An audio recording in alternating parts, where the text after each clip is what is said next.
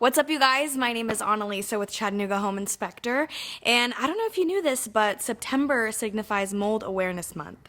You may be asking yourself, what does this exactly mean? Why are we bringing awareness to mold? I just bought my bread, my fruit is fresh, I couldn't possibly have any mold in my house. Well, unfortunately, that is not the type of mold we will be talking about today. There are dozens of different types of mold that cause a number of health issues that you might not even know are related to having untreated mold in your house. We've had coughing, sneezing, irritation of the eyes, any out of the blue allergic reactions, all are linked to having mold in your home.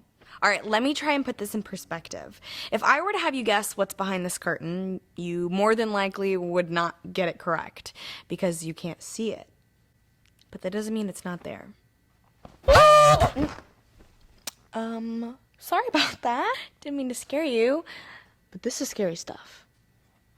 While some molds are plant-based, most only need 3 things to live.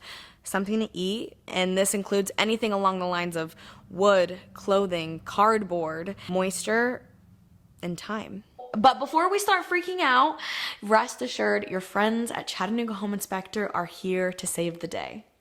Again.